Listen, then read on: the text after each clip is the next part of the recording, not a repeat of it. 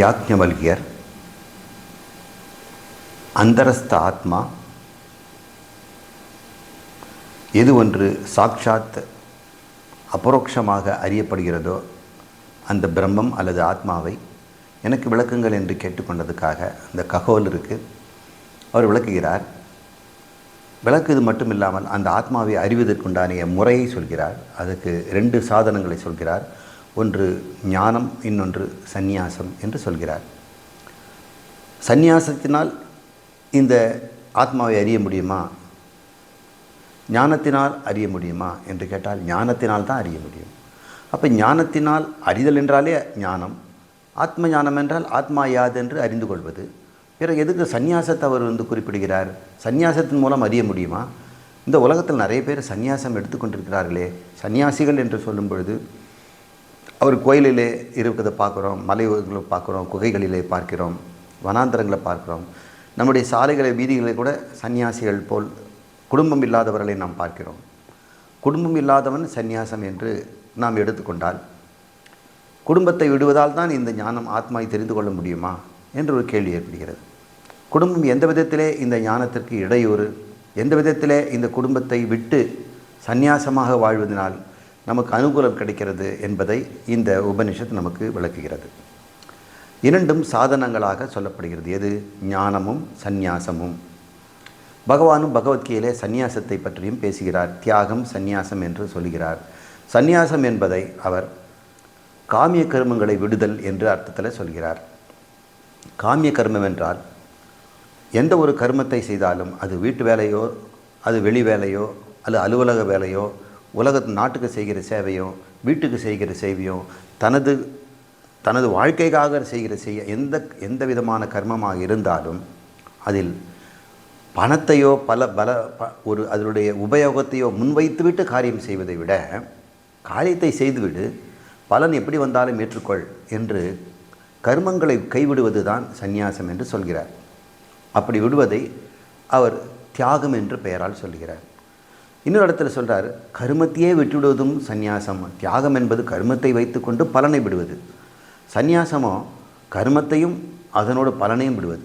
கர்மத்தை விட்ட பிறகு பலனும் இல்லை, விட்டு தானே போகணும். அப்போ கர்மத்தை ஏன் விடணும்? எந்த கர்மத்தை விடணும்? கர்மத்தை விடணும்னா எது?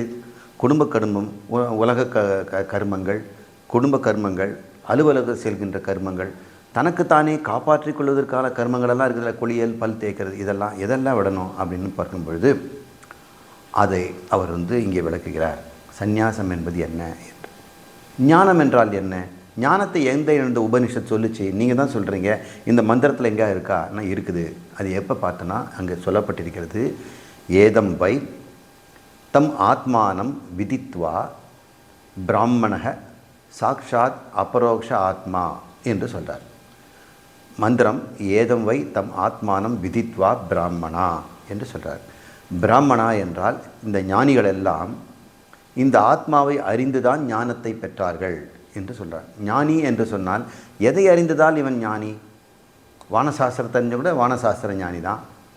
விசேஷமான இந்த உலகத்தில் நடக்கிற நிகழ்ச்சியில் இருக்கிற விஞ்ஞானின்னு பேர் சொல்கிறாங்க. இவன் ஞானிங்கிறார் எதை அறிந்தால்?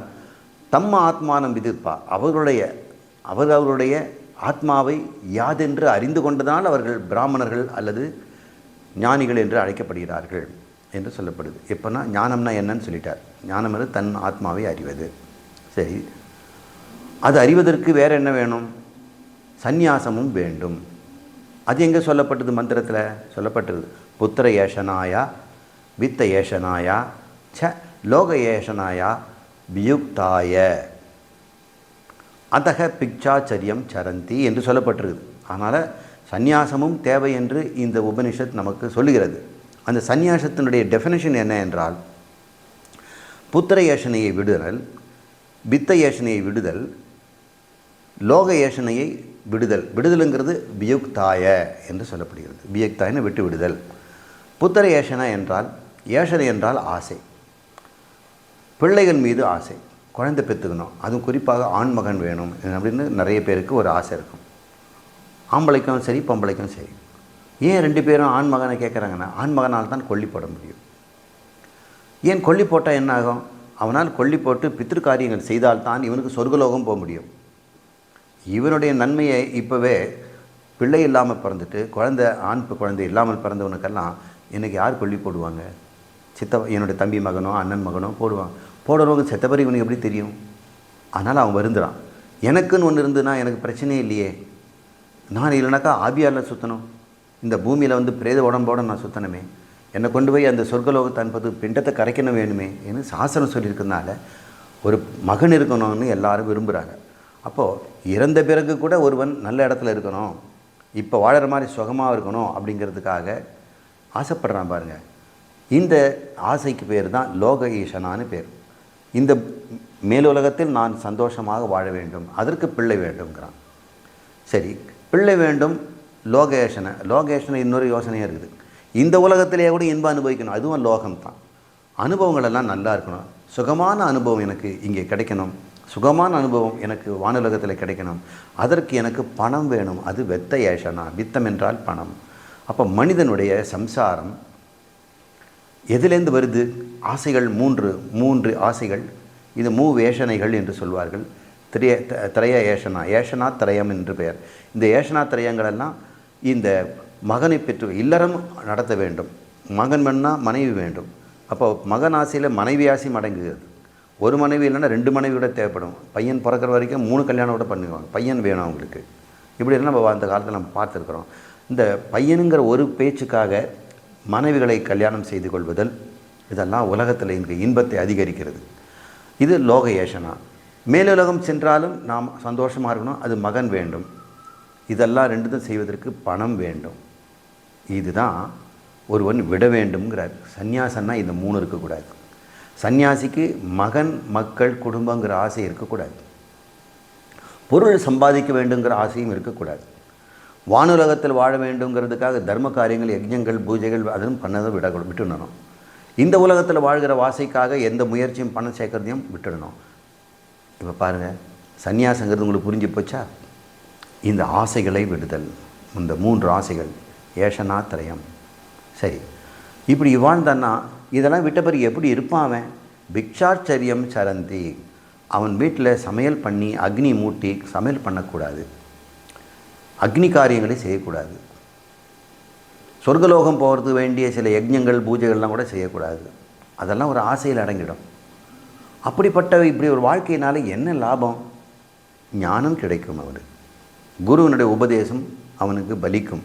அப்போ தான் அது செயல் தரும் ஆரம்பிக்கும். ஆசைகளை விட்டவன் தான் வைராகியம் உண்டாகிறது. வைராகியம் இருக்கிற மனசு தான் அலைப்பாயாமல் ஒரு இடத்துல நிற்கும். அந்த அலைப்பாயான்ற மனசில் தான் உண்மை உரைக்கும்.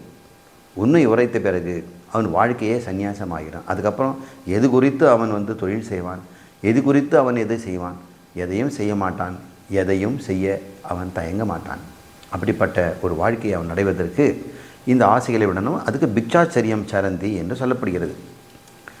ஏன் பிக்ஷாச்சரியம்ங்கிறது பார்க்குறோம்.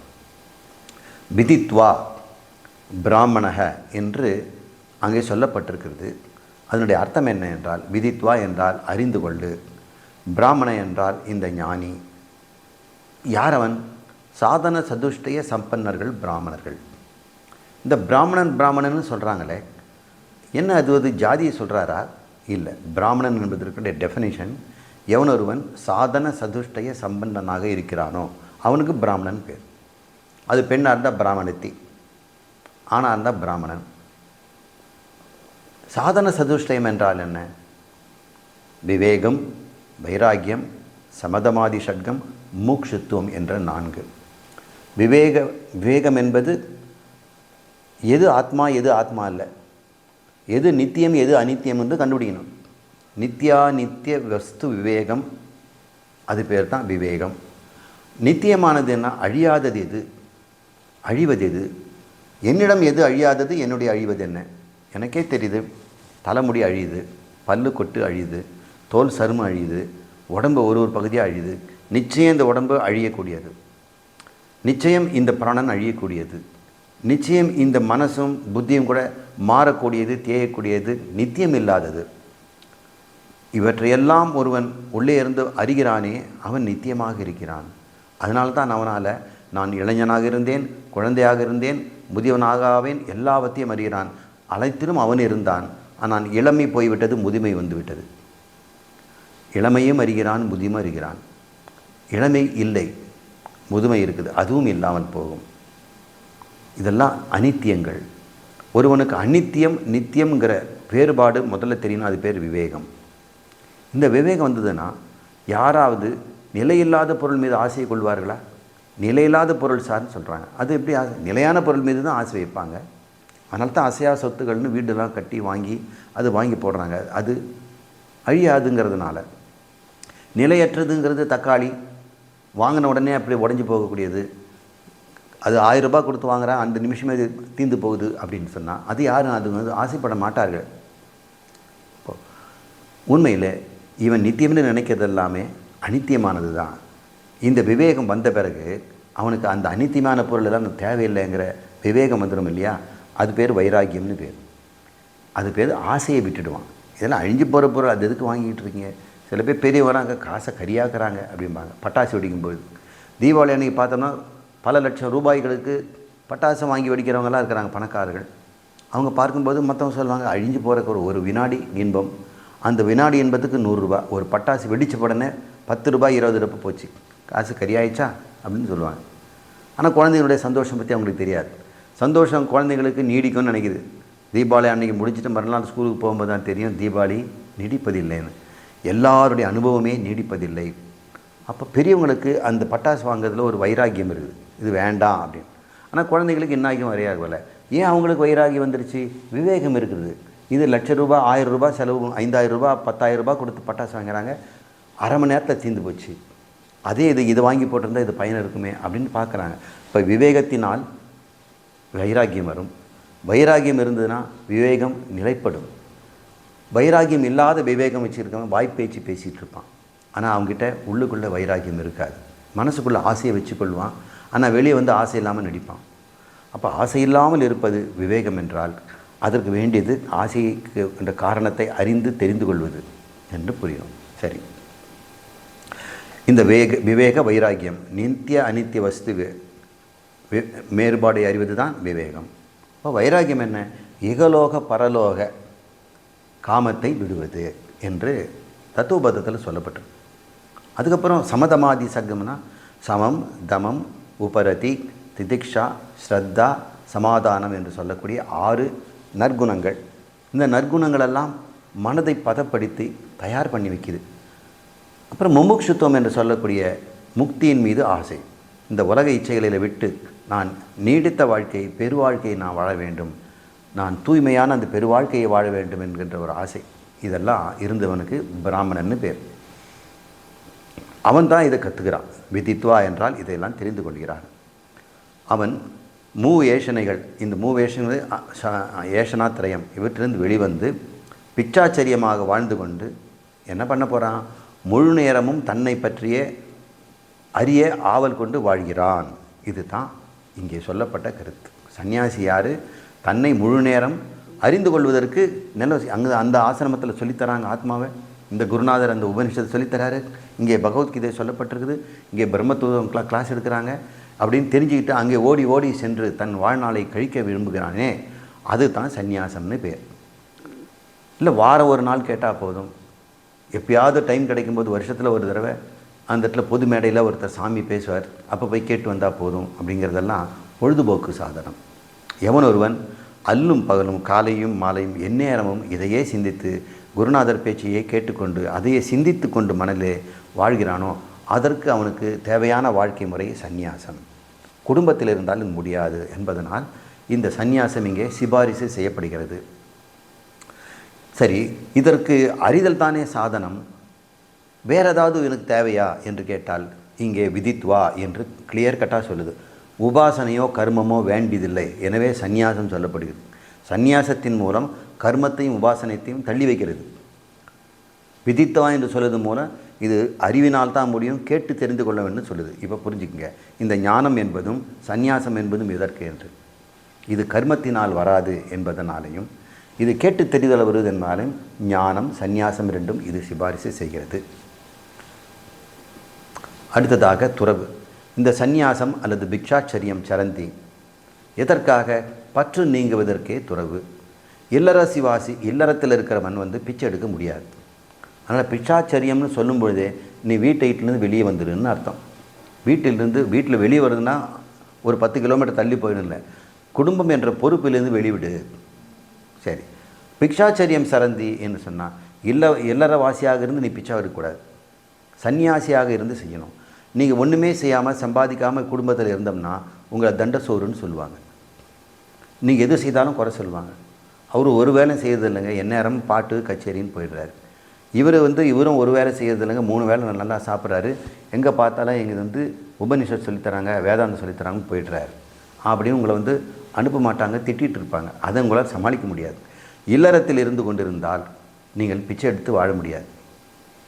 இல்லறத்திலே நீங்கள் பிச்சை எடுக்கலாம், 3 வேளை சாப்பாடு பிச்சை கேட்கலாம், ஆனால் அவங்க பிச்சைன்னு கொடுக்க மாட்டாங்க. நல்லா உடம்பு நல்லா தானே உரமாக இருக்குது, 3 வேளைக்கும் மூக்கு முடிக்க சாப்பிட்றதில்ல அப்படின்னு திட்டுவாங்க. 1 நாள் கொடுப்பாங்க, 2 நாள் கொடுப்பாங்க, வாழ்நாள் முழுக்க கொடுக்க மாட்டாங்க. எனவே இல்லறத்திலிருந்து உன்னால் பிக்ஷாச்சரியம் வாழ முடியாது. உங்களை சுட்டி காட்டிடுவாங்க. இது மட்டும் வக்கனையாக உட்காந்துட்டிங்களா சாப்பிட்றதுக்கு? ஒரு வேலை செய்கிறீங்களா?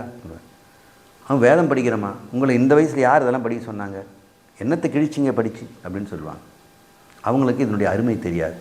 அவங்க பிராமணர்கள் அல்ல, அதாவது சாதன சதுஷ்டம் முடிக்காதவங்க.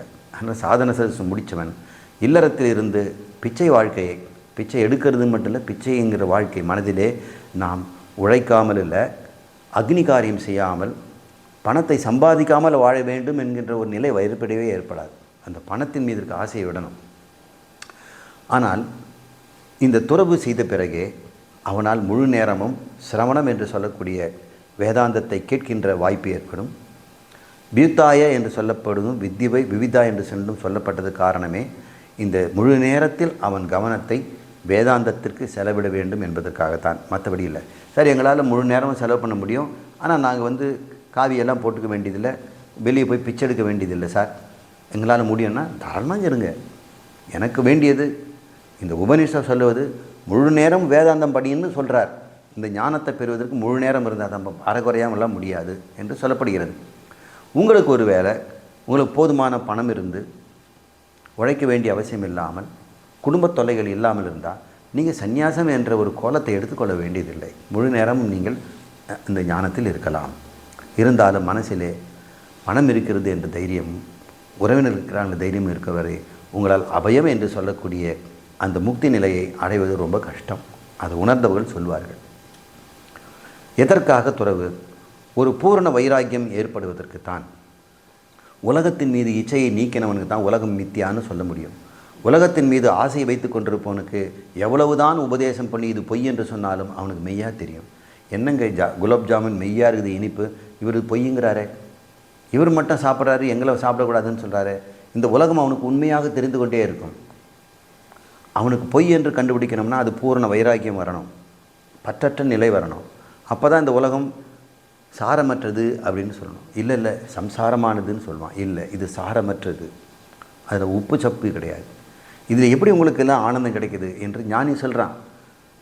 ஆனால் அவன் ஆனந்தமாக இருக்கிறான். ஆனால் இவங்களுக்கோ இதெல்லாம் சாப்பிட்டாலும் இதெல்லாம் செய்தாலும் தான் ஆனந்தம் கிடைக்குது. இது எப்படி இவரால் ஆனந்தத்தை எதுவுமே அனுபவிக்காமல் இருக்கிறார்?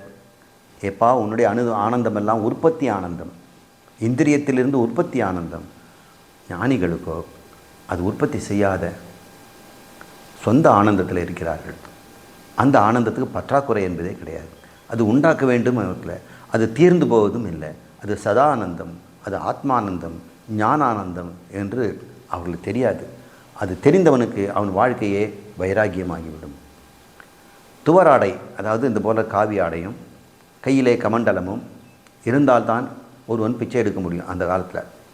இப்போ உங்களை பாருங்கள், பிளாட்ஃபார்மில் பிச்சை எடுக்கிறவங்கெல்லாம் இந்த ட்ரெஸ்ஸில் இருந்தால் தான் பிச்சை போடுவாங்க. பேண்ட் ஷர்ட் போட்டோம்னா சந்தேகப்படுவாங்க. நல்ல உருவத்தோடு அழுக்கு இல்லாமல் இருந்தோம்னா அடிப்படாமல் எல்லாம் சில பேர் பேண்டேஜெலாம் கட்டிக்குவாங்க. கண்ணெல்லாம் தெரியாத மாதிரி இருப்பாங்க. அவரால் சம்பாதிக்க முடியாதுன்னு தெரிந்தால்தான் கொடுப்பாங்க. அதுக்காக வேண்டி காவி இல்லாவிட்டால் கூட சம்பாதிக்க முடியாதவனாக தன்னை காட்டிக்குவான். இவன் உடம்பெல்லாம் நல்லா இருக்குது, புண்ணெல்லாம் காட்ட முடியாது, என்ன பண்ண முடியும்? நான் சம்பாதிக்க விரும்பாதவன் என்று சன்னியாசி ஆடையில் இருக்கிறான். அது பிச்சை எடுக்கிறதுக்காக. துவராடையும் கமலும் இருந்தால் தான் பிச்சை எடுக்க முடியுங்கிறதுனால அந்த காலத்தில் அந்த ஆடையை அணிந்தார்கள். சரி, எதற்காக பூநூல் குடுமியை நீக்க வேண்டும்? பூநூலும் குடுமியும் என்ன செய்கிறது என்றால், உன்னை குடும்பத்தோடு கட்டி போடுகிறது, கருமங்களோடு கட்டி போடுகிறது. பூநூல் போட்டுட்டு சந்தியாவந்தனம் பண்ணாமல் இருக்கக்கூடாது. ஏன்னா பூநூல் போட்டதே உனக்கு லைசன்ஸ் கொடுத்து தான். பூநூல் போடாதவன் சந்தியாவந்தனம் செய்ய வேண்டியதில்லை, செய்ய மாட்டான். செய்யனுக்கு சொல்லிக் கொடுக்கவும் இல்லை. அவனுக்கு பூநூல் போடும்போதே சந்தியாவந்தனத்துக்கு வேண்டிய மந்திரத்தை சொல்லிக் கொடுத்து, இனிமேல் நீ கைவிடாமல் அன்றாடம் செய்ய வேண்டும் என்று சொல்லுகிறான். அந்த பூநூல் கழுத்தில் இருக்கிற வரைக்கும், அவனுக்கு தோளில் இருக்கிற வரைக்கும் அவன் அதை செய்தே ஆக வேண்டும். அவன் கல்யாணம் ஆன போயிட்டுச்சுன்னா இன்னொரு பூநூலும் சேர்த்து முப்புரி நூலோடு இன்னொரு முப்புரி நூல் போட்டு சேர்த்துருவாங்க. இனிமேல் இன்னொரு கர்மமும் அவன் செய்ய வேண்டியிருக்கும். அது அக்னிகோத்திரம் என்று பெயர். அக்னிகோத்திரம் எல்லாம் குடும்பம் வந்த பிறகு பிரம்மச்சாரியாக இருக்கும் பொழுது அவன் சந்தியாவந்தனம் பண்ணுறான். இப்படி இருக்கின்றவன் இதையெல்லாம் பண்ணிக்கிட்டு இருந்தான்னா எங்கே ஞானம் வரும்? எப்படி போய் குருநாதர்கிட்ட படிக்க முடியும்? எனவே அவனுக்கு பூநூல் குடுமி எடுத்துறாங்க. இதனுடைய அடையாளம் என்ன என்றால், நீ இனிமேல் அந்த சந்தியாவந்தனமும் அக்னிஹோத்திரமும் ஜபமும் தியானமும் செய்ய வேண்டியது இல்லை, முழு நேரம் சிரவணத்தில் ஈடு என்று சொல்லப்படுகிறது. அப்புறம் யாருக்கு இந்த குடுமியை பூநூலும் போடுவாங்க? எவனொருவன் குடும்பத்தில் இருக்கிறான் தான் போட முடியும். பூநூல் மட்டும் போட்டுவிட்டு குடும்பமே இல்லைன்னாக்கா அந்த பூநூலில் ஒரு பிரயோஜனம் இல்லை. எனக்கு குடும்பமே இல்லை, நான் இதுக்கு சந்தியாவந்தனம் பண்ணணும்னு விட்டுடுவான். பூநூல் போட்டுக்கொண்டு சந்தியாவந்தனம் செய்யாமல் இருந்தால் அது பெரிய பாவம். குடுமி வைத்துக்கொண்டு அந்த சம்ஸ்காரங்களில் ஈடுபடாமல் அது பெரிய பாவம். இப்படி சொல்லப்பட்டிருக்குது. அவன் வீட்டிலும் சமைக்கக்கூடாது. ஏன் வீட்டில் சமைக்கக்கூடாதுங்கிறாங்க? குடும்ப பொறுப்பு இல்லாதிருப்பதற்கே. இல்லைனா புளி காரம் இல்லை, அது இல்லை, இது பத்தலை, அது பத்தலைன்னு லிஸ்ட்டை கையில் கொடுப்பாங்க. இவன் போயிட்டு வந்துட்டு இருக்கணும். என்ன சார் நீங்கள் சொல்கிறத பார்த்தோம்னா இதெல்லாம் ஏதாவது விதத்தில் தொந்தரவாங்களுக்கு. உங்களுக்கு தொந்தரவு இல்லை என்றால் நான் அதை பற்றி பேசவில்லை. உங்களுக்கு மனசில் எப்போ தோணுதோ இது எனக்கு உபத்திரவமாக இருக்கிறது, ஞானத்திற்கு தடையாக இருக்குதோ, அப்போ நீங்களே விட்டுடுவீங்க. நான் சிபாரிசு பண்ண வேண்டியதில்லை. உங்கள் மனமே சன்னியாசத்திற்கு நோக்கி ஓடுவதை நீங்கள் பார்க்கலாம். அப்படி என்றால் இது ஆபத்தான கல்வி போல இருக்கே, இனிமேல் எங்கள் குழந்தைகளாம் இதுக்கெல்லாம் அனுப்ப மாட்டேன், இது போனால் சன்னியாசி ஆக்கி விட்டுடுவார் அப்படின்னு பயப்படவும் வேண்டாம். ஏனென்றால் எந்த குழந்தையை நீங்கள் பேரானந்தத்தில் கொண்டு போய் வைக்கணும்னு நினைக்கிறீங்களோ அது திருமணம் அல்ல, உங்களுக்கு கொடுக்குற சொத்தும் அல்ல, அவனுக்கு வீட்டி வைக்கின்ற பட்டமும் பதவியும் அல்ல. இந்த ஞானம்தான் பேரானந்தத்தை ஒருவனுக்கு வழங்க முடியும். ஒரு தாயும் தந்தையும் தன் மகன் வேதாந்தத்தை படிப்பதற்கு பிரம்மச்சாரியாக சன்னியாசி ஆகிறன்னா அதை விட பெரிய பேர் எதுவுமே கிடையாது. 100 தலைமுறைகளுக்கு அந்த குடும்பத்தில் புண்ணியம் சேரும் என்று வேதம் சொல்லுகிறது. சங்கரரை சின்ன வயசுலேயே தானம் கொடுத்துட்டாங்க, சன்னியாசம் பண்ணி அனுப்பிச்சிட்டார் அம்மா. அவர் என்ன கெட்டு போயிட்டார்? உலகத்துக்கே ஜெகத்குருவாக விளங்கி கொண்டிருக்கிறார். நிச்சயம் இந்த ஞானம் ஒருவனுக்கு ஜெகத்குருவாக அவனை மாற்றிவிடும். அவன் விரும்பாவிட்டாலும் கூட அவன் பிரம்மம்தான். அவனுக்கு அதில் இஷ்டம் இல்லைன்னா கூட அவன் பரம்பொருள் தான் என்பதை நாம் புரிஞ்சுக்கணும். சரி, எதற்காக இந்த மாதிரி குடும்ப பொறுப்பெல்லாம் திறந்து போகிறான்? முழு நேரமும் சிரவண மனன நிதித்தியாசனம் செய்வதற்காக. சரி, இந்த பிராமணன் சாதன சதுஷ்ட சம்பன்னன் மூவேஷனிலிருந்து வெளிவந்து பிச்சாச்சரியம் கொண்டு முழு நேரமும் தன்னை அழிய வாழ்கிறார்கள். இதற்கு அறிதல் தான் சாதனம், கர்மமோ உபாசனமும் இல்லைன்னு பார்த்துக்கிட்டோம். இந்த சந்நியாசத்தில் 2 விதமான சந்நியாசம் இருக்கிறது.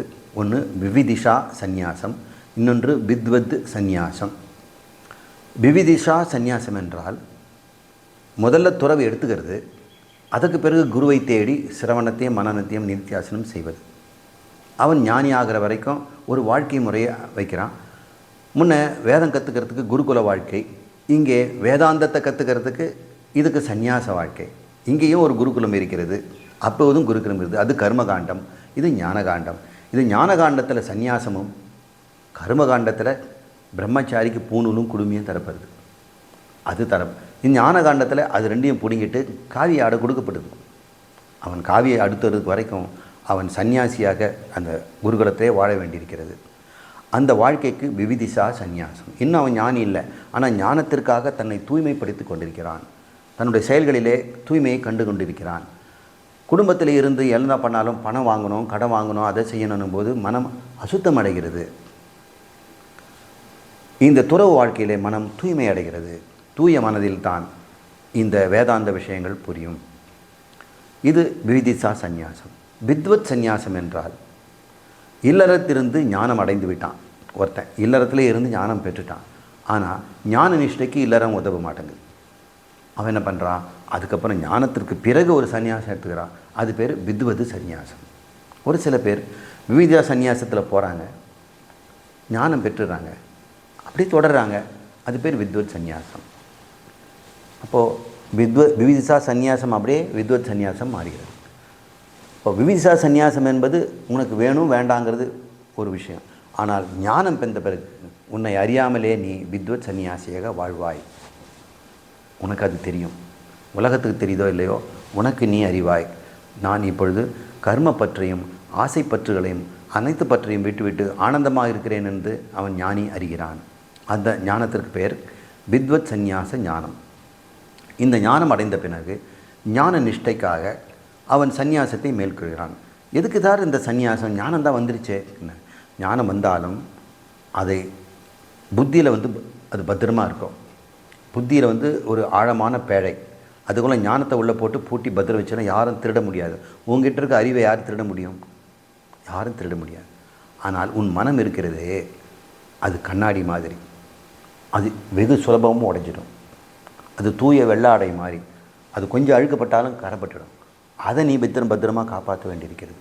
புத்தியை காப்பாற்றுறது முக்கியம் இல்லை. புத்தியில் அறிவு வந்துடுச்சு, இந்த மனதை காப்பாற்றணும் இல்லையா? அதுக்கு உனக்கு ஒரு நிஷ்டை தேவைப்படுது, ஒரு வாழ்க்கை முறை. அது இந்த சந்நியாச வாழ்க்கை முறையில் தான் மனம் தூய்மையாகவே இருக்கும். ஞானம் வாங்கியாச்சு, ஆனால் மன தூய்மை இல்லைன்னா அவன் ஞானி இல்லை. ஞானியின் அடையாளமே மன தூய்மை தான். சார், மன தூய்மை மட்டும் இருந்தால் போதும், ஞானம் எதுக்கு சார்? மன தூய்மை உனக்கு இருக்கான், ஆனால் ஞானம் இல்லைன்னு சொன்னால் அந்த மனத்தை தூய்மையாக வச்சு கூட முடியாது உன்னால். ஏன் தூய்மையாக வச்சுக்கிட்டு இருக்கிறேன்னே தெரியாது. எனவே வெறும் தூய்மைப்படுத்துவது முக்கியமல்ல, ஞானமும் தூய்மையும் ரொம்ப ரொம்ப முக்கியம். எவன் ஒருவன் துறவு எடுத்து விட்டான், ஆனால் சிரவண மன நித்தியம் பண்ணுறதை விட்டுட்டான், சோம்பேறி ஆகிட்டான்னா, அவன் அந்த சாதனத்தை மேற்கொள்வது ரொம்ப தப்பு. அது வெட்டி வாழ்க்கையாக போயிடும். துறவு எடுத்த பின்னர் சாதனத்தை மேற்கொள்ளாவிடில் அது பெரிய தவறு. துறவு மேற்கொண்டு சாதனம் செய்யாவிடில் அது வெறும் யதி கர்மம் ஆகிவிடும் என்று சங்கரர் சொல்கிறார். யதி கர்மம் என்றால், யதிகள் என்றால் எத்தனை சீலர்கள் தூய்மையான வாழ்க்கை வாழ்வார்கள். அவங்க தினமும் சில கடமைகளெல்லாம் செய்வார்கள், பூஜை செய்வார்கள், பஜனை செய்வார்கள், தியானம் பண்ணுவார்கள், இதெல்லாம் பண்ணுவார்கள். இது வெறும் யதி கர்மம் தான். ஆனால் ஞானம் இருக்காது. ஆனால் துறவு இருக்கும். வெறும் துறவு மேற்கொண்டு சிரவண மன நித்தியாசம் செய்ய வேண்டாம்னா, இந்த சாதனத்தை மேற்கொள்ளணும்னா அது வெறும் யதி கர்மம் ஆகிடும். நிறைய சன்னியாசிகள் இங்கே கோயிலில் பார்க்குறவங்களும் வெளி இடத்துல பார்க்குறவங்களாம் வெறும் யதி கர்மங்கள் செய்வர்கள் தான். அவங்க பார்க்கும்போது நமக்கு ஆச்சரியமாக இருக்கும். ஒரு பெரிய ஆசிரமம் வச்சுருக்கிறாங்க, காலையிலேருந்து கிருஷ்ணர் பூஜை, அதுக்கப்புறம் சாப்பாடு, அதுக்கப்புறம் உபவாசம், அதுக்கப்புறம் பஜனைகள், அதுக்கப்புறம் ஏதோ கொஞ்ச நேரம் ரெஸ்ட்டு, அதுக்கப்புறம் ஆடு மாடுகளை வளர்க்குறது, கோசாலைக்கு போய் சாப்பாடு கொடுக்கறது, அந்த ஆசிரமத்தில் க்ளீன் பண்ணுறது, இப்படியே வாழ்ந்துட்டு இருப்பாங்க. மறுநாள் மறுபடியும் காலையிலேருந்து ஆரம்பிச்சிடுவாங்க. இது வெறும் கர்மங்கள், யதி கர்மம்னு பேர். ஆனால் அவனுக்கு கொஞ்சம் கூட ஞானமே கிடையாது. ஆனால் பார்த்தா துறவு எடுத்திருப்பான். இதுவும் தவறு என்று சொல்கிறது. ஏன்னால் விதித்வா, அதுக்கப்புறம் தான் பிட்சாச்சரியம் சரந்தி. இந்த ரெண்டும் நமக்கு வேணும். விதித்வா பிட்சாச்சரியம் சரந்தி. இந்த எவன் ஒரு விவிதிசா சந்நியாசம் இருக்கிறானோ அதை சாதன ரூபமான துறவுன்றோம். அவன் சாதனையில் இருக்கிறான், ஞானத்திற்காக இருக்கிறான். எவன் ஒரு ஞானம் பெற்ற பிறகு துறவியாக இருக்கிறானோ அது லட்சண ரூபமான துறவு. ஏன்னா அவன் லட்சணமே துறவாகி போச்சு, அவனுடைய தன்மையே துறவாகி விடுகிறது என்று இங்கே பார்க்கிறோம். எல்லாமே எனது என்று ஒரு ஞானி சொல்கிறான், அதே சமயத்தில் எதுவும் எனது இல்லை என்றும் சொல்கிறான். எல்லாம் எனது என்று அறிகிறான், ஆனால் எதுவும் எனது இல்லை என்று வாழ்கிறான். இதுதான் துறவு வாழ்க்கை. சரி, பூர்வபட்சி கேட்குறான், இந்த வேதம்னு சொல்கிறீங்களே, எங்கேயாவது வேதத்தை சந்நியாசம் இருன்னு சொல்லியிருக்குதா? கடமைகளை செய்யுன்னு தானே சொல்லியிருக்குது. எத்தனை கடமைகள் யஜ்ஞங்களை சொல்லுது, தினமும் ஒரு மனிதன் செய்ய வேண்டிய கடமைகள்லாம் சொல்லுது. எங்கேயுமே சொல்லையே. ஏன் இந்த பிரகநிஷம் சொல்லிருதே, நீ கவலைக்கிறியா?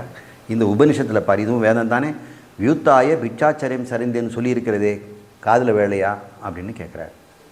இல்லை இல்லை, அது வெறும் பேச்சுக்கு சொல்லப்பட்டது, அது அர்த்தவாதம், அது பெருசாக எடுத்துக்கூடாது. பேச்சுக்கு சொன்னதெல்லாம் நீ எடுத்துக்கிட்டு இல்லற கடமைகளையும் பூணூலையும் துறப்பது கீழ்மையானது அப்படின்னு அவன் சொல்கிறான்.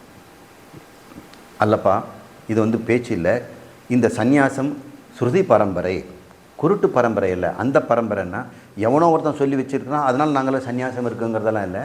இது சந்நியாசம் ஸ்ருதியிலிருந்து சொல்லப்பட்டது என்பதை மறந்துடாதே. இது ஸ்ருதி பரம்பரா. ஸ்ருதி அறிந்த ஞானிகளும் வேதாந்த வித்தகர்களும் அவர்கள் கடைப்பிடித்த வாழ்க்கை முறை இது. இது அந்த பரம்பரை அல்ல, குருட்டு பரம்பரை அல்ல. யக்ஞோபவீதம் ச வேதாம் ச சர்வம் தத் வர்ஜயேத் என்று வேதம் சொல்கிறது என்று சங்கரர் சொல்கிறார். யக்ஞோபவீதம் ச வேதாம் ச சர்வம் தத் வர்ஜயேத். யக்ஞோபவீதம் என்றால் பூநூல். இந்த பூநூலை பேருக்கு யக்ஞ உபவீதம்னு பேர். யக்ஞங்களை செய்வதற்கு வேண்டிய அருகதை, லைசன்ஸ், அது யக்ஞ உபவீதம். அதையும் விட்டுடணுமா. மேலும் வேதாம், வேதத்தில் சொல்லப்பட்ட கர்மங்கள் எல்லாம், அது என்னென்ன சொல்லியிருக்குதோ அந்த கர்மங்களை எல்லாம் சர்வம் வர்ஜயேத், அனைத்தையும் விட்டுவிடு. பகவான் சொல்கிறார், சர்வ தர்மான் பரிதீஜ்ய மாம் ஏகம் சரணம் பஜ. என்னை ஒருவனே மட்டும் அறிந்து கொள்வதே வாழ்க்கை என்று வாழ், மற்ற எல்லா தர்மங்களையும் கர்மங்களையும் விட்டுவிடு என்று அவர் சொல்கிறதில்ல. சந்நியாசித்தான் அவர் முன்வைக்கிறார். எனவே இவ்வாறு இந்த பதில் சொல்கிறார். இல்லை, உங்களுடைய வேத வாக்கியம் முரண்படுகிறது என்று பூர்வபட்சி சொல்கிறான். அவன் வேதம் தெரியாதவன். இல்லை, முரண்பாடல்லப்பா, இந்த யக்ஞோபவீதமும் வேதமும் தேவை. அது ஒரு அதிகாரிக்கு. இந்த அதிகாரி வேதாந்தம் படிக்கிறவன், கர்மகாண்டிக்கு அது தேவை. ஆனால் இந்த ஞானம் முமுக்ஷு என்று ஞானத்தை பெறுவதற்கு வந்து விட்டவனுக்கு கர்மங்களெல்லாம் தேவையில்லை என்று சொல்லப்படுகிறது. வேதத்திலேயே ரெண்டும் சொல்லப்படுகிறது. வேதம் முழுக்க ஒரு அதிகாரிகளில் 2 அதிகாரிக்கு சொல்லப்பட்டிருக்குது. ஒரு அதிகாரி குடும்பத்தில் இருக்கின்ற கர்மகாண்டி, அடைந்து பலன் விரும்புபவன், இனிமேல் பலனை உற்பத்தி செய்து அனுபவிக்க விரும்புபவன். ஒருத்தன் இருக்கிறான் அதிகாரி, அவன் இருக்கின்ற தன் சொந்த ஆனந்தத்தை வெளியே கொண்டு வந்து அனுபவித்து ஞானியாக வாழ்வதற்கு இருக்கிறான். இந்த 2 அதிகாரி இருப்பதனால ஒருவனுக்கு கர்மம் சொல்லப்படுது, இன்னொருக்கு கர்மத்தை தர்மம் விடுவது சொல்லப்பட்டிருக்கிறது என்று சரியாக இங்கே புரிந்து கொள்ள வேண்டும். ஏன் இப்படி வேதம் சொல்லுது என்ன? வேதம் அப்படி தான் சொல்லும்.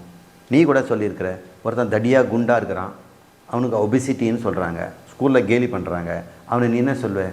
ஏன்பா இப்படி சாப்பிட குறைன்னு சொல்கிறேன். இன்னொருத்தன் வந்து நோஞ்சானா ஒல்லியாக இருக்கிறான்.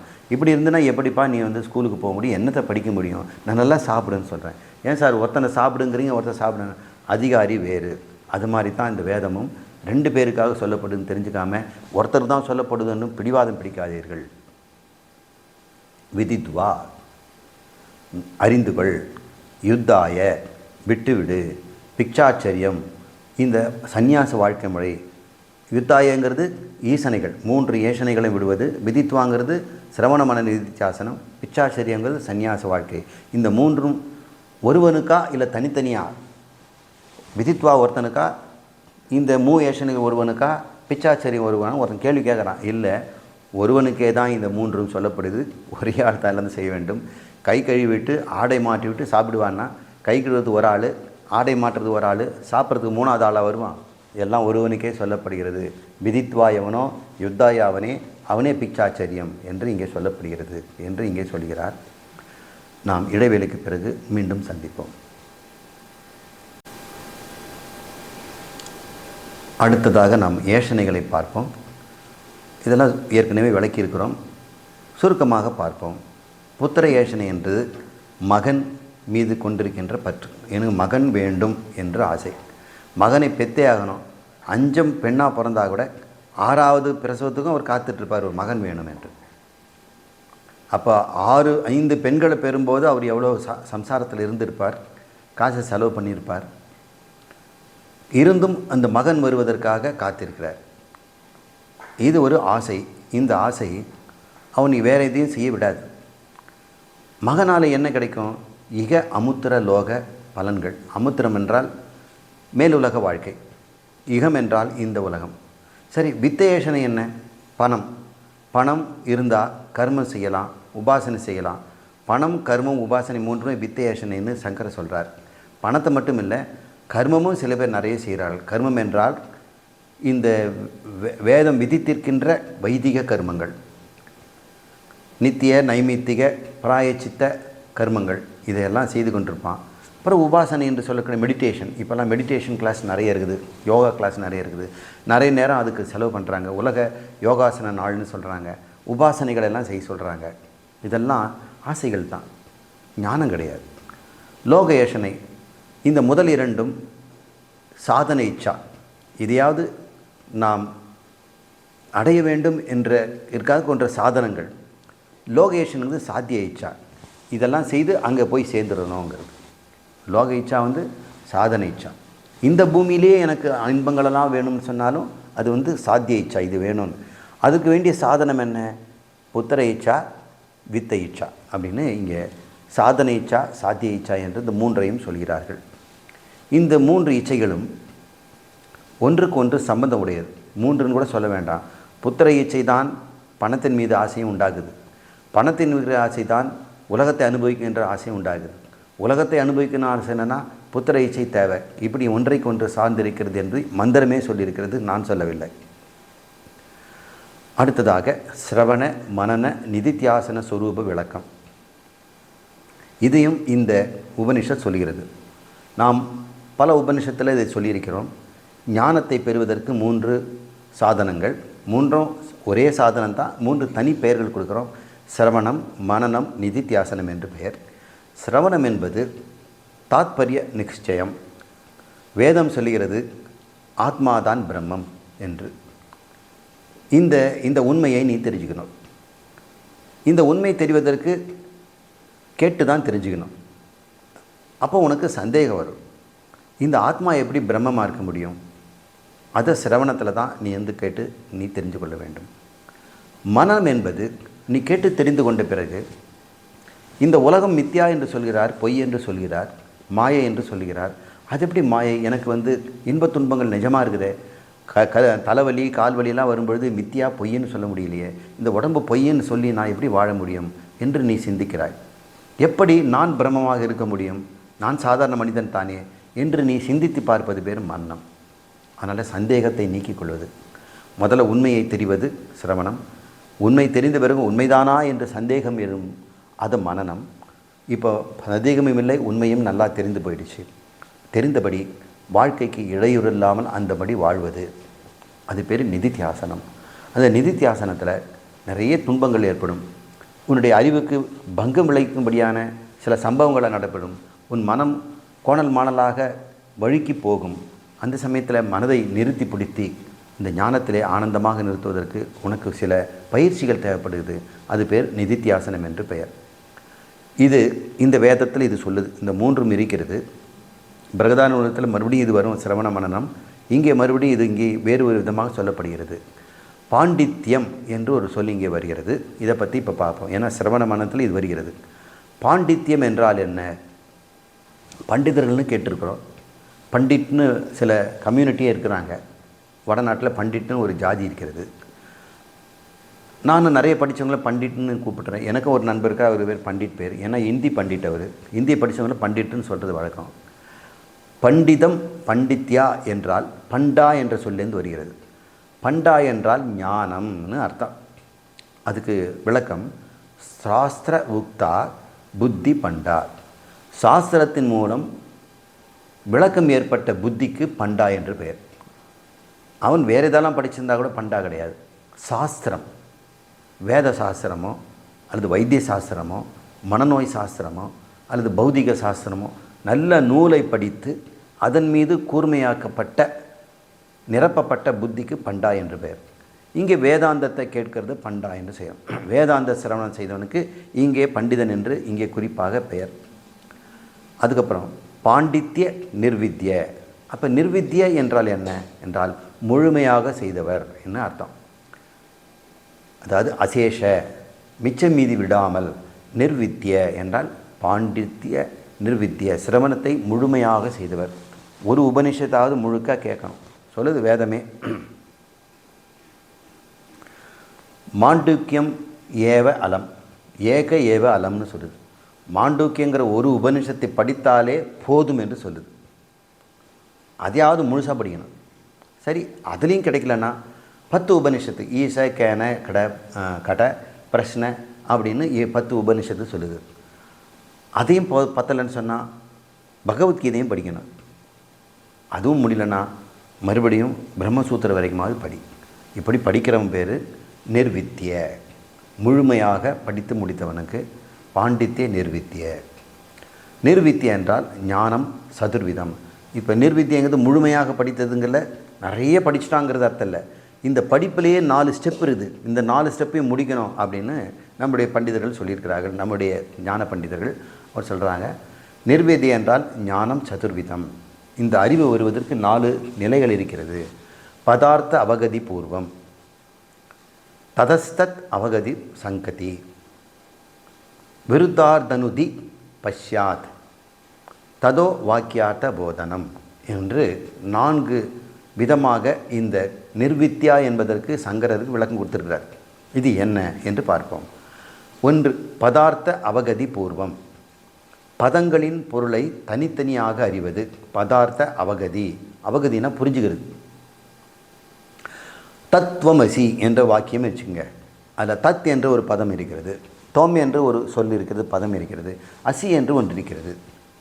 தத் என்றால் அது, தோம் என்றால் நீ, அசி என்றால் இருக்கிறாய். இருப்பாய் இல்லை, இருந்தாய் இல்லை, இப்போ இருக்கிறாய், எப்பொழுதும் இருப்பாய், அதுவாக நீ இருக்கிறாய் என்று அது சொல்லப்படுது. எனக்கு பதார்த்தம் புரிஞ்சிடுதா? இல்லை. தத்து என்பதனுடைய உள்ளர்த்தம் என்னன்னு இன்னும் தெரியல.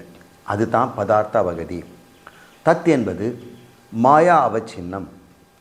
மாயினால் துண்டுபட்டப்பட்ட அல்லது ஒருங்கிணைக்கப்பட்ட அளவிடப்பட்ட சைதன்யத்திற்கு பேர் தத்து, அது ஈஸ்வரன். தொம் என்பது அந்த கரணத்தினால் அளவிடப்பட்ட சைதன்யம். ரெண்டுமே சைதன்யம்தான். ஒன்று மாயினால் நிரப்பப்பட்டிருக்கிறது, அளவிடப்பட்டிருக்கிறது. இன்னொன்று அந்த கரணத்தினால் அளவிடப்பட்டது. அந்த கரணத்தில் அளவுப்பட்டதுன்னா என்ன ஆகும்? ஒரு உடம்புக்குள்ளே ஒரு மனசுக்குள்ளே இருக்கிறதா தெரியும். மாயையில் இருக்குதுன்னு சொன்னால் இந்த பிரபஞ்சம் முழுக்க அது இருக்கிறதா தெரியும். இப்போ பிரபஞ்சம் முழுக்க இருக்கிற சைதன்யத்தை ஈஸ்வரன்னு சொல்கிறோம். இந்த ஒரு உடம்பில் மனசில் மட்டும் இருக்கிற சைதன்யத்தை ஜீவன்னு சொல்கிறோம். அந்த உடம்பில் மட்டும் அந்த கரணத்தில் மட்டும் தெரிகின்ற சைதன்யத்திற்கு துவம் பதம் என்றது அர்த்தம் என்றது நீ புரிஞ்சுக்கணும். இது பேர் பதார்த்த அவகதி. தத் என்பது இந்த மாயின்னு சொல்லுக்கிற பிரபஞ்சம் முழுக்க எது ஒன்று காரணமாக இருந்து நிரம்பி இருக்கிறதோ அந்த ஈஸ்வரன், அந்த சைதன்யம் என்று தெரிந்து கொள்ள வேண்டும். இவ்வாறு தெரிந்து கொண்டு தான் தத்தினுடைய பதார்த்தமும் துவனுடைய பதார்த்தமும் புரிந்து கொண்டவன் என்று அர்த்தம். இது பதார்த்த அவகதி பூர்வம்.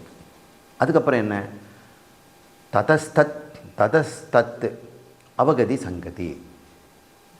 பதங்கள் ததஸ்தத்னா பதங்களுக்கு இடையேயான உறவை புரிந்து கொள்ளுதல்.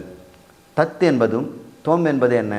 இப்போ மாயா அவச்சின்ன சைதன்யம் ஒன்று இருக்கிறது, தத்து. அந்த கரண அவச்சின்ன சைதன்யம் துவம் என்று சொல்லப்படுகிறது. இதுக்கு ரெண்டுக்கு என்ன சம்பந்தம்? இதுக்கு எது புரிஞ்சுட்டு நான் என்ன பண்ண போகிறேன்? இது தனித்தனியாக வச்சுட்டு பூஜை போடுறதுக்கா? இல்லை, இதுதான் அது. இந்த அவச்சின்னம்ங்கிறத மாயை ரிமூவ் எடுத்துரு, இங்கே அந்த கரணங்கிறது எடுத்துரு. ஆனால் எடுத்த பிறகு மீதி என்ன? சைதன்யம் மிச்சிருக்கோம், இங்கே சைதன்யம் வச்சுருக்கோம். இங்கே மாயா அவச்சின்ன சைதன்யம், இங்கே அந்த கரண அவச்சின்ன சைதன்யம். இங்கே அந்த கரணத்தை எடுத்துருவோம், இங்கே மாயை எடுத்துருவோம். இப்போ ரெண்டு சைதன்யம் வருதா? ஒரு சைதன்யம் தான். மாயா அவச்சின்ன சைதன்யத்தை ஆத்மா என்று சொல்கிறோம், மாயா அவச்சின்ன சைதன்யத்தை பிரம்மம் என்று சொல்கிறோம், அந்த கரண அவச்சின்ன சைதன்யத்தை ஜீவன் என்று சொல்கிறோம், ஆத்மா என்று சொல்கிறோம். இப்போ ரெண்டுத்தையும் எடுத்துட்டோம்னா ஆத்மாவும் பிரம்மமும் ஒன்று என்று புரிந்து கொள்கிறோம் இல்லையா? இது பதங்களுக்கு இடையான உறவை புரிந்து கொள்ளுதல். விருத்தார்த்தனுதி பஷ்யாத். சரி, பதங்களுக்கு இடையான விருத்தங்களை நீக்குதல்னு பேர். இந்த பதங்கள் தத்துங்கிறது பெரிய ஈஸ்வரன், துவம் என்பது ஒரு தனி ஜீவன். இது ரெண்டும் பெரிய விருத்தமாக இருக்குதே, வேறுபாடாக இருக்கிறதே, முரண்பாடாக இருக்குதே. இந்த முரண்படுவதை நீக்கணும். என்ன? நீ மனித சரீரத்தை சீக்கிடு, ஈஸ்வரனுக்கு பிரபஞ்ச சரீரத்தை நீக்கிடு. சரீரம் ரெண்டு நீக்கிடுச்சுன்னா என்ன இருக்கும்? அந்த நீக்கி பார்ப்பது தான் நுதி. நுதி என்றால் நீக்கி பார்த்தல். விருதார்த்த, விருதம்னாக்கா எதிர் புதருமாக இருக்கிறது, அர்த்தம்னா பொருள். எதிரும் புதிருமாகிற பொருள் தருகின்றதை நீக்கிவிட்டு இரண்டிலும் சமமாக இருக்கின்ற ஒரு பொருளை மட்டும் எடுத்து பார்ப்பதற்கு விருதார்த்த நுதிஹி பஷ்யாத். ததோ வாக்கியார்த்த போதனம். இது என்ன என்றால் நான்காவது நிலை. எவ்விதத்தில் அந்த பதங்களின் உறவு தரும் வாக்கியார்த்தம் உண்மை என்பதை அறிதல். சரி, ரெண்டுமே சேர்த்த பிறகு சைதன்யம் ரெண்டும் ஒன்று தானா, இல்லது பெரிய சைதன்யம் இது சின்னத சைதன்யம் தானா? அப்படி சில பேர் சொல்கிறாங்க. பிரம்மம் வேறு, ஆத்மா வேறு. பிரம்மம் அது பெரிய சைதன்யம், இது சின்ன சைதன்யம் என்று இந்த வாக்கியத்தை அர்த்தத்துக்குள்ளேயும் வேறுபாடை பார்க்காமல் அதில் இருக்கிற உண்மையை புரிந்து கொண்டு சைதன்யத்தில் வேறுபாடே இல்லை, இந்த சைதன்யம் இருக்குது, 2 சைதன்யமாக ரெண்டும் ஒன்றை பார்த்துக்கும். ஒன்று பார்த்ததுன்னா ஒன்று பார்க்கப்படும் பொருளாயிடும். பார்க்கப்படும் பொருள் ஜடம் என்பது நமக்கு தெரிகிறது. எனவே இதை விபரீதமான அர்த்தமெல்லாம் வரும். எனவே இந்த தத்தோ வாக்கியார்த்த போதனம், கடைசியில் இந்த வாக்கியத்தின் முழு அர்த்தத்தையும் புரிந்து கொள்வது. இந்த 4ம் வாக்கியார்த்தத்தை நிர்ணயிக்கும் காரணிகள். இதை தெரிந்து கொள்வது தான் இங்கே நம்ம சொல்லக்கூடிய நிர்வித்திய என்பதனுடைய பொருள். அடுத்ததாக பால்யேன திஷ்டா சேத் என்ற வார்த்தை வருது. பால்யம் இங்கே வந்து நான் பால் 3வது பால்யம்னு போட்டோம்னா அது வேறு அர்த்தம், பலம்னு அர்த்தம். பால்யம் என்று சொன்னால் பலம்னு அர்த்தம், உடல் பலம். பலம்னு சொன்னால் விளைவு, பலன், பயன், அது வேறு அர்த்தம். அதே பா தான் போடுவோம், ஆனால் அது வந்து 2வது பா. இது பால்யம் 3வது பா. இந்த பால்யம் என்றால் 2 அர்த்தம் இருக்குது. இந்த ஞானத்தை பெற்றவன் விதித்வா ஞாத்வா சந்நியாசம் ஏஷனைகளை விட்டு இவன் புரிந்து கொண்டா இல்லையா, ஞானம் சதுர்விதம், இதெல்லாம் முடிஞ்ச பிறகு அவன் எப்படி இருப்பான், இதுதான் கேள்வி. அவன் கேட்டிருக்காரு எப்படி இருப்பான் அந்த ஞானி அப்படின்னு கேட்குறான். அவன் குழந்தை நிலையை அடைவான் அல்லது பலத்துடன் இருப்பான். எந்த பலம்? ஞான தெளிவே பலம், உடல் பலம் அல்ல. உடலில் அவனுக்கு பலமே இருக்காது, ஆனால் ஞான பலம் அவனுக்கு அசாத்தியமாக. அதனால் பால்யம் என்று பெயர். உடல் பலத்தை துறந்து புத்தி பலத்துடன் இருப்பது, புத்திர் பலம் யசோதைரியம் அப்படின்னு ஒன்று சொல்வார். இந்த ஆஞ்சநேயருடைய மந்திரத்தில் புத்திர் பலம் என்று பிரார்த்தனை பண்ணுவாங்க. எனக்கு புத்தியில் பலம் வேணும்னா இந்த ஞானம் கொடுன்னு அர்த்தம். ஒருத்தனை கேட்குறார், புத்தி பலம்னா என்னன்னு கேட்குறேன்னு சொல்கிறாரு. 100 கோடி தரேன், இல்லைன்னா கேன உபனிஷத் சொல்லித்தரேன் அப்படின்னு கேட்குறான். இவன் என்ன சொல்லுவான்? புத்தி பலம் இருப்பவன் கேன உபனிஷத் தாங்க சார் அப்படின்னு சொன்னான்னா அவனுக்கு பால்யம்னு அர்த்தம். காசை கொடுங்க சார்னா பலவீனன்னு அர்த்தம். காசுக்கு பலவீனம் ஆனவன் அவன் வந்து சபல புத்தி இருக்கிறவன், காசு கொடுத்தா எதை வேணா செய்வான்னு நம்ம புரிஞ்சுக்கிறோம். பலம் என்று என்ன கொடுத்தாலும் ஞானம் கொடு என்று சொல்வது தான் ஞான பலத்தை தருவது பால்யேன என்று இங்கே சொல்லப்படுகிறது. ஆத்மனக விந்ததே, இதுக்கு ஒரு உபனிஷத்தும் கேன உபனிஷத்தில் சொல்லப்பட்டிருக்குது. ஏன்னா கேன உபனிஷத்து தான் நம்ம சொன்னோம். கேன உபனிஷத்து வேணுமா 100 கோடி வேணுமா? ஏன்னா கேன உபனிஷத்தில் சொல்லியிருக்குன்னா ஆத்மனக விந்ததே வீரியம் வித்யேயா விந்ததே அமிர்தம் ந அயம் ஆத்மா பலஹீனேன லப்யதே. இந்த ஆத்மனகன ஒருவன் வீரியம் அடையணும், ஞான வீரியம் அடையணும், இந்த வைராகிய வீரியத்தை கிடைக்கணும். விந்ததே வீரியம் வித்யேயா, இந்த சிரவண மனநிலையத்தினால அமிர்தம் அவனுக்கு என்ன கிடைக்குது? விந்ததே அமிர்தம். ஆத்மனக விந்ததே வீரியம், வீரியத்தை பெற்றவன் வித்யேயா விந்ததே அமிர்தம். அதான் ஞானத்தினால் அவன் அமிர்தம் என்று சொல்லக்கூடிய இரவா நிலை அடைகிறான். இது யாருக்கு கிடைக்கும்? ந அயம் ஆத்மா பலஹீனேன லப்யதே. எவனுக்கு வந்து இந்த மன பலம் இல்லையோ, புத்தி பலம் இல்லையோ, அவனுக்கு ந லப்யதே, அவனு அடைவதில்லை என்று சொல்லப்படுது. அதனால் இந்த பால்யம் என்பதனுடைய அர்த்தம் இந்த பலஹீனேனங்கிறதுனுடைய அர்த்தத்தினுடைய பொருள் என்று இந்த பிரகதராதி உபனிஷத்தில் வருகிற சொற்களுக்கு அர்த்தத்தை நம்ம சங்கரர் இங்கெல்லாம் எடுத்து கொடுக்குறார். நீ குழந்தையை போல் இரு அப்படின்னு எடுத்துக்கலாம். அந்த ஒரு அர்த்தத்தில் பார்த்தோம் சொன்னால் குழந்தைக்கு தம்பம் இருக்காது, மானம் இருக்காது, நானே முக்கியம்னு எங்கேயுமே அது வந்து போராடுறதில்லை. இந்த 3 தான் சாதாரண மனுஷனுக்கு வாழ்க்கையில் இருக்க பெரும்பாடு. தம்பம் அடிச்சுக்கணும், மானத்தை காப்பாற்றணும், நானே எங்கே போனாலும் முக்கியமாக இருக்கணும் அப்படின்லாம் சொல்லுவாங்க. கல்யாணத்தில் போனால் நான் மாப்பிள்ளையாக இருக்கணும் அப்படின்னு ஆசைப்படுவாங்க. இப்படி தனக்கு முக்கியத்துவம் தரணுங்கிறதுக்காக எவ்வளவு சண்டை போடுறாங்க தெரியுங்களா? குடும்பத்தில் 3 மருமகள்லாம் எனக்கு முக்கியம், நான் மூத்த மருமக, நான் பணக்கார மருமக, நான் படித்த மருமக, இந்த 3 பேருமே முக்கியத்துவம் வைப்பாங்க. இந்த 3 பேரும் தாண்டிட்டு மாமியார் சொல்லுவா, நான் தாண்டி மூத்தவன், இங்கே இந்த வீடு எனதுன்னு சொல்லுவாள். எல்லாருக்கும் முக்கியம் வேணும். டாக்டர்கள் மத்தியில் ஒவ்வொரு டாக்டரும் எனக்கு முக்கியங்கிறாரு, லாயர்கள் மத்தியில் எனக்கு முக்கியங்கிறாங்க, மாணவர்கள் மத்தியில் இவன் தான் முக்கியம்னு சொல்கிறாங்க. எல்லாரும் முக்கியம் தேடுவதிலேயே சம்சாரத்தை அனுபவிக்கிறார்கள். இதெல்லாம் குழந்தைகிட்ட கிடையாது.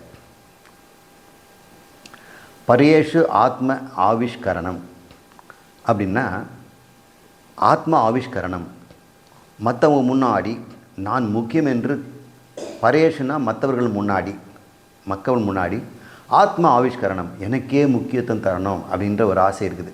இதெல்லாம் குழந்தைகிட்ட கிடையாது. யார் தூக்குனாலும் போயிடும். அது ஒரு வயசு வரைக்கும். அதுக்கப்புறம் தான் சில பேர்கிட்ட போகாது. எடுப்பார் கைப்பிள்ளை என்ற நிலையில் அவர் இருப்பார்.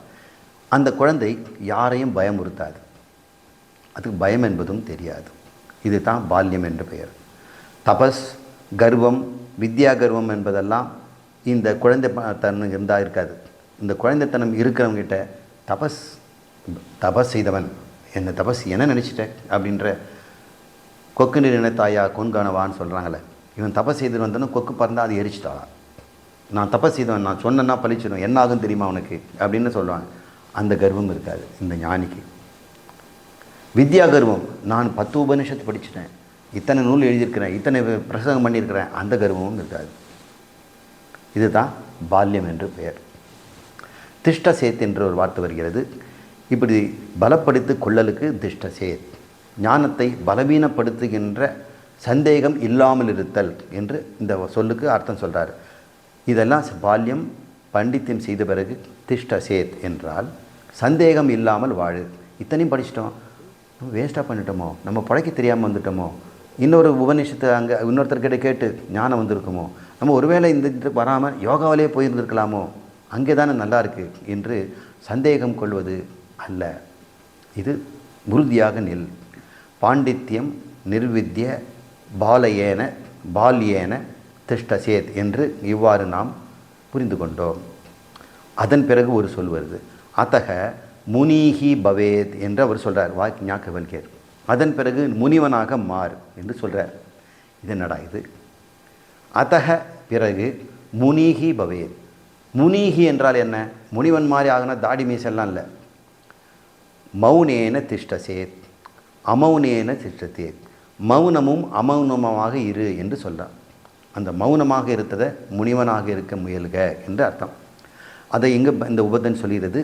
அமௌனம் ச மௌனம் ச நிர்வித்திய அத பிராமணக. இங்கே நிர்வித்தியங்கிறது எப்பவும் அடிக்கடி வருது. முழுமையாக கொள். அமௌனம் என்றால் என்ன, மௌனம் என்றால் என்ன? மௌனம்னா உங்களுக்கு தெரியும், இந்த லைப்ரரியில் போனோம்னா மௌனம் காக்க, ஏன்னா கசகசன்னு பேசக்கூடாது. ஓ, பேசாமல் இருக்கிறதான் மௌனமானா அது பேர் பேசாமல் இருக்கிறது காஷ்ட மௌனம்னு பேர். மனசுக்குள்ளே என்னென்னவோ பேசிகிட்டு இருப்பான், வெளியே தான் சத்தம் வராது. அப்போது மௌனமாக இருப்போம். முனின்னா வாய் பேச முடியாத ஊமைகள்லாம் முனியர்கள் ஆகிடுவாங்க. அதல்ல, இது மௌனம் என்பது நிதித்தியாசனம். எப்பொழுதும் ஒன்றை பற்றி மனசுக்குள்ளே சிந்தித்து கொண்டிருத்தல், இது பேர் மௌனம். மனனம் செய்தல். அமௌனம் என்னன்ற, மௌனமாக இருக்காதேன்னு அர்த்தம். அப்படின்னா என்ன? நீ கேள்னு அர்த்தம். சிரவணம் மனனம். அமௌனம் என்று சொன்னால் காது கொடுத்து கேட்கும்போது மௌனத்தை கலைக்கிறோம், மனனம் பண்ணும்போது மனத்தை கலைக்கிறோம். அதாவது பேர் அமௌனம்னு பேர், சிரவண மனனத்தை. மௌனமாக இருப்பதுனா நீ தனியாக ஒரு இடத்துல இருந்து உனக்கு மட்டும் இருக்கிறதை சிந்தனை செய்து ஞானத்தை வளர்த்துக்கொள், ஞானத்தை இது விளங்கிக்கொள். அது பேர் நிதித்தியாசனம். அதை தான் மௌனம் ச அமௌனம் ச. நீ மௌனமாகவும் இருக்கணும், அமௌனமாகவும் இருக்கணும். எப்போ? குருவிடம் இருக்கும்போது அமௌனம், அங்கே போய் கேள்வி கேட்கணும். ஆனால் நிதித்தியாசனம் பண்ணும்போது மௌனம். இது வெறும் பேசாமல் இருக்கின்ற காஷ்ட மௌனம் அல்ல. ஸ்வதோஷ அபகதி. ஸ்வ என்றால் தன்னுடைய, தோஷம் என்றால் குற்றங்கள், அதை நாம் அறிந்து கொள்ளுதல். நிதித்தியாசனம் செய்யும் பொழுது நாம் ஆத்மா என்று அறிந்து கொண்டோம். அகங்காரியாக வாழ்ந்த பொழுது நான் செய்பவனாகவும் அறிபவனாகவும் அனுபவிப்பவனாகவும் வாழ்ந்தேன். அதில் நான் செய்யும் பொழுது சிலது தவறு செய்து விட்டேன், நான் அறியும் போது சிலது தவறாக அறிந்து கொண்டேன், அனுபவிக்கும் போது அதர்மமாக அனுபவித்து விட்டேன் என்று எவ்வளோ விதமான துன்பங்களெல்லாம் வருது. அதையெல்லாம் தோஷங்கள் என்று அறிந்து ஸ்வதோஷ அவகதி, அதை புரிந்து கொள்வதற்கு நீண்ட காலம் நாம் நிதித்தியாசனம் செய்து மனதை சுத்தம் செய்ய வேண்டும். இது பேர் தான் மௌனம் என்று சொல்லப்படுகிறது. அனாத்ம விஷயங்களில் மௌனம். இன்னொரு அர்த்தமும் சொல்கிறாரு. மௌனம்னா இந்த உலக விவகாரங்கள் நியூஸ் பேப்பரில் வருது, இதெல்லாம் விஷயங்கள் எல்லாம் நிறைய, அதில் நீ மௌனமாக இருந்துக்க. இதே ஒரு உபநிஷத்து, அந்யா வாச்சா விமுஞ்சக. தேவையில்லாமல் வளன்னு பேசிகிட்டு இருக்காத. அந்யா வாச்சா, வாச்சானா பேசுறது, அந்யா இந்த ஞானத்துக்கு தவிராமல், வேதாந்தம் தவிராமல், ஆத்மாவை தவிராமல் வேறு எதுவும் உலகத்தில் இருக்கிறதெல்லாம் பேசிகிட்டு இருந்தீன்னா அது அந்நியா வாச்சம், அது விட்டு விடு விமஞ்ச என்று ஒரு உபநிஷத் சொல்லுது. எதை பேசுகிறோம் என்றது முக்கியமில்லை, எதை பேசுகிறோம் என்பதுதான் முக்கியம். என்ன பேசுவதா பேசாமல் இருக்கிறதா இல்லை, பேசுங்க. மௌனம் என்பது என்ன? வேதாந்த விஷயம் மட்டும் பேசினாலும் அது மௌனம் தான். அமௌனம் என்பது குருவிடம் சந்தேகங்களை எழுப்பி விளக்கத்தை பெறுவது. பிராமணக என்பதனுடைய அர்த்தம் பிரம்மவேவ இதம் சர்வம் இதி பிரத்யய யஸ்ய பிராமணன். பிராமணன் பிராமணன் பிராமணன் சொல்லப்பட்டிருக்குது. அவன் யார்? விதிதா பிராமணன் என்று சொல்லப்பட்டது. பிராமணன் என்றால் பிரம்மம் ஏவ இதம் சர்வம், இங்கு இருப்பதெல்லாம், அதாவது உடம்பையும் சேர்த்து, தன் மனம் புத்தி உலகத்தில் இருக்க ஜீவராசிகள் வானம் எல்லாமே சேர்த்து பூமி அனைத்தும் பிரம்மம் ஏவ இதம் சர்வம் இதி பிரத்யா, இவ்வாறு அறிந்து கொண்டு வாழ்கிறானோ யஸ்ய அவனே பிராமணன். பிராமணன் என்பவன் அனைத்தும் பிரம்மம் என்று அறிந்தவன். அதனால் பிராமணன் பிரம்மத்தை அறிந்தவன், ஞானம் பெற்றவன். சா பிராமணக, ஞானம் பெற்றவன் பிராமணன்னு பேர். ஜீவன் முக்தனுக்கும் பிராமணன்னு பேர்.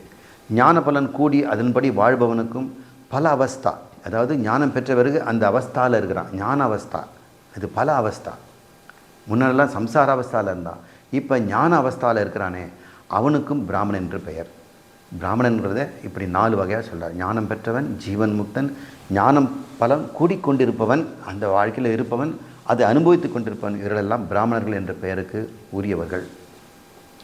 அப்புறம் அவர் கேட்குறார், அந்த ககோலர், சா பிராமணக கேனஸ்யாத், அவன் எப்படி இருப்பான் அந்த பிராமணன்? இவளையும் சொல்லிட்டீங்களே அப்படின்னு கேட்கப்படுது. அப்படிப்பட்டவன் எப்படி இருப்பான்? சா பிராமண கேனஸ்யாத் ஏனஸ்யாத் தேன, அவன் எப்படி இருப்பானா அப்படி தான் இருப்பான். ஓ, ஞானத்துக்கு முன்னாடி எப்படி இருப்பானா அப்படி தான் இருப்பானா? அதே பல்லு, அதே தலை, அதே மீசை, அதே உடம்பு, அதே வீடு, அதே லொக்கன்னு இரும்புறது எல்லாம் இருக்கும். அப்புறம் என்ன தான் இருந்தது? அவங்ககிட்ட சம்சாரம் இருக்காது. முன்னாடி சம்சாரம் இருந்தது, அவ்வளோதானா? அதனால் அவன் வாழ்க்கை அப்படியே இருக்கும். சம்சாரம் இல்லாமல் அந்த வாழ்க்கையில் அவன் தொடர்கிறான். அதற்காக திடீர்னு தடபடலாக ஏதாவது ஒன்று அவன் செய்வதில்லை. ஏனஸ்யாஸ் தேன திருச ஏவம் அத அந்நியதார்த்தம், அவன் எப்படி வாழ்வானா, எப்படி வாழ்ந்தானோ அப்படி தான் வாழ்கிறான். மற்றபடி என்ன வித்தியாசம் என்று கேட்டிங்கனாக்கா, அந்நியதா அர்த்தம், மற்ற எல்லாம் தன் பிரம்மம் என்ற ஆத்மாவை தன்னை தவிர மீது அனைத்தும் ஆர்த்தம், அழிந்து நாசமாகக்கூடியது என்று வாழ்ந்து கொண்டிருப்பான் என்று சொல்கிறார். ஏனஸ்யாத் தேன, எப்படி அவன் வாழ்ந்தானோ அப்படியே வாழ்கிறான். என்ன வித்தியாசம் கேட்குறீங்களா?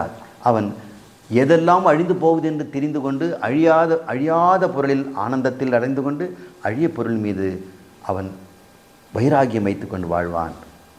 அதுதான் இங்கே அந்நியதா ஆர்த்தம் என்று சொல்லப்படுகிறது. வேதத்தில் விதி நிசேஷம் என்று சொல்லப்பட்டிருக்கும். இதை செய், இதை செய்யாதே என்று ஞானிக்கு அந்த வேதம் எந்த கட்டளையும் இட முடியாது. இவன் வேதத்தையே செய்பவன். அவனை யாரும் இதை செய்ய என்று சொல்ல முடியாது, இதை செய்யாதே என்று தடுக்கவும் முடியாது. நீ எதுக்கு எழுதுகிற? நிறுத்து. ஏன் வேதாந்தம் சொல்லித்தர? நிறுத்து. ஏது மற்றவங்களெல்லாம் கூப்பிட்டு வச்சு பாடம் எடுக்கிற? நிறுத்து. சொல்ல முடியாது. வேதமே சொல்ல முடியாது, அரசாங்கமும் சொல்ல முடியாது, யாரும் சொல்ல முடியாது. இதை செய், இதெல்லாம் விட்டுட்டு இதை செய், இதை செய், சமையல் பண்ணு, பாடம் எடு, நீ போய் அந்த வேலையை செய், இதை கார் ஓட்டு, இந்த வேலையெல்லாம் செய்ய வேண்டாம், அதையும் கூட யாரும் சொல்ல முடியாது. அவன் விதியும் இல்லை, நிஷேதமும் இல்லை. அவனுக்கு அவனே ராஜா. அவனுக்கு அவன் விதிப்பான், அவனே சிலதை செய்யாமல் விடுவான். இவன் பேர் தர்மனிஷ்டை. ஏன் இப்படி செய்கிறானே? அவன் கண்டபடி வாழ்வானா? அவனுக்கு யார் சொன்னமும் கேட்க மாட்டான், அவன் இஷ்டம் போல செய்வான்? இல்லை, அவன் ஏற்கனவே இந்த ஞானத்தை பெறுவதற்கு தர்மனிஷ்டையிலேருந்து வந்தவன். இப்போ தர்மனிஷ்டையில் பெறப்பட்ட இந்த நிலையை அடைந்த பிறகு அதர்மத்துக்கு அவனால் எப்படி போக முடியும்? தர்மம் அவன் ரத்தத்திலேயே தர்மம் வந்துடுச்சு. அந்த தர்மம் ரத்தத்தில் ஊறிக்கொண்டிருப்பதனால அவன் அதர்மமாக செய்ய மாட்டான். மற்றபடி இந்த வேதம் சொல்லுகின்ற கர்மங்களோ, உலகம் சொல்லுகின்ற கர்மங்களோ, குடும்பம் விதிக்கின்ற கர்மங்களோ யாரும் அவனை நிர்பந்தப்படுத்த முடியாது. அவன் ஒருவேளை அதெல்லாம் செய்தாலும் அது யாரும் ஏனும் கேட்கவும் முடியாது என்று சொல்வார்கள். சில ஞானிகள், இந்த பண்டிதர்கள், இந்த பிராமணர்கள் உலக விவகாரங்களில் ஈடுபடுவார்கள். ஈடுபடட்டும். ஆனால் அது கட்டாயம் இல்லை. சிலர் ஈடுபடாமல் தனியாக இருப்பார்கள். அதை யாரும் கேள்வி கேட்க முடியாது. யாருக்கும் தனி அடையாளம் கிடையாது இந்த ஞானிக்கு என்பதைத்தான் இந்த மந்திரம் சொல்லுது. ஏனஸ்யாத் தேன, எப்படி இருந்தானோ அப்படி வாழ்வான். பிறகு எப்படி தான் அவங்ககிட்ட வித்தியாசம் இருக்கின்றால் அந்நியத ஆர்த்தம், மற்றவை எல்லாம் அழிந்து போவன என்று இங்கே கண்டுபிடிக்கிறான்.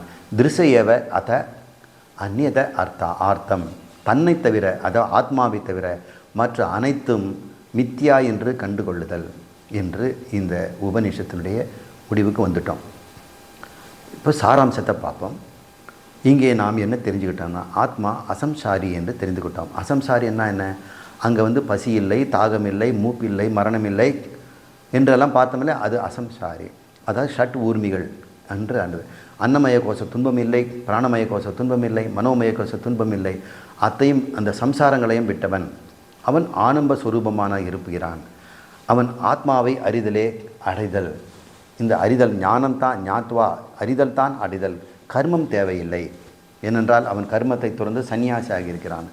ஆசைகளை துறந்து துறவு வாழ்க்கையை மேற்கொண்டு பாண்டித்யம் என்கின்ற முறையிலே ஞானத்தை அடைந்து, பால்யம் என்கின்ற முறையிலே ஞானத்தை பலப்படுத்தி எளிமையாக வாழ்ந்து, முனிவனாக இருந்து நிதித்தியாசனம் செய்து மௌனம் ச அமௌனம் ச என்று வாழ்ந்து ஞான பலமே போதும், இந்த உலகம் எனக்கு தேவையில்லை என்று எவன் வாழ்கிறானோ அவன் பிராமணன். அவன்